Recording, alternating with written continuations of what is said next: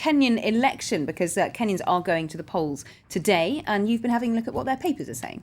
Hello to you this Monday, Lorna. And indeed, the Kenyan papers, why not? Because, of course, it's a historic vote, isn't it? It's supposed to be perhaps the most important vote for Kenyans for a long time, many decades. There, the Daily Nation is leading. It's time to separate the math from the myth.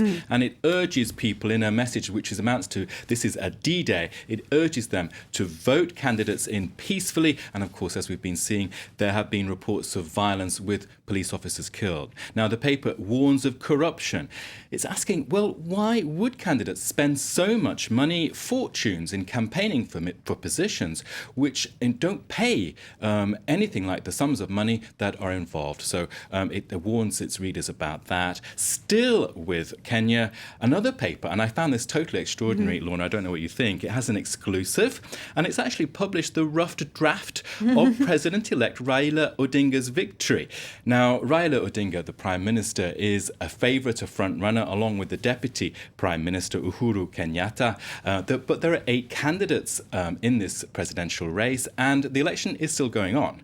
So that victory speech, which you can have a peek at in the Kenya Today paper, is saying, well, others gave up. This is the president-elect speaking here, but we kept the faith, knowing that in the words of Martin Luther King, the country will be free at last. Also in that rough draft of his victory speech, a quote from Mandela as well. So, of course, we'll have to see whether that is the victory speech that Kenyans will be hearing. Well, the paper calling him there the president-elect, but of course we don't know who the president-elect is because the election is still going on. So quite an interesting thing to do, given the sensitivities there are in Kenya as well over those presidential elections. Very interesting piece there, Nicholas. But you're going to move on now to Iraq.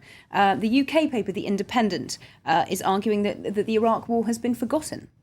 The Independent is, of course, a leading paper in terms of giving investigative reports, and its front page is announcing a series of landmark investigations into Iraq, which it says is the forgotten country.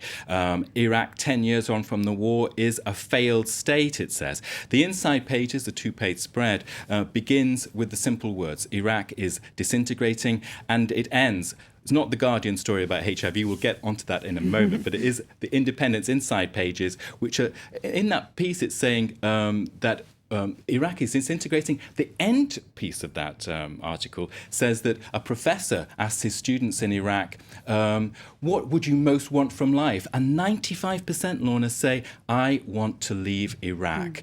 And that series is impressive reading. It continues on Tuesday with a piece called How Baghdad Became the Most Corrupt City on Earth. OK, so we'll be potentially looking at that tomorrow. But meanwhile, moving on to that Guardian article, we got a sneak preview of it earlier.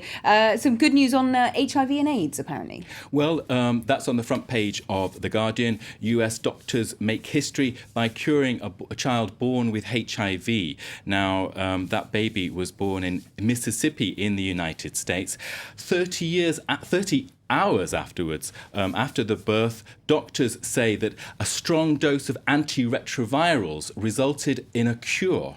And that cure is a functional cure, which is basically the virus goes down to a very tiny amount, is non-detectable, and the standard test will come back as saying negative. So there's only been one case before of a man in Berlin who has gone from a positive into a negative in terms of AIDS. So a big story in lots of the press, the front page of The Guardian there, as I was saying, and also a top headline for the Huffington Post this Monday, which has the lead, baby born with HIV functionally cured. And the comments there, I found quite a few of the comments in that online newspaper fairly cynical, actually, in response, but I chose 2 positive ones. The comments that I liked included, this restores my faith in humanity, and, well, as someone who came of age in the 80s, I applaud this. AIDS was like cancer back then. To have a cure possibly now, it would be something completely amazing. It certainly would be something amazing. That's something we will be keeping an eye on. Thank you very much indeed, Nicholas RUSHWORTH, for that look at today's international press. Well, let's get a quick reminder now of our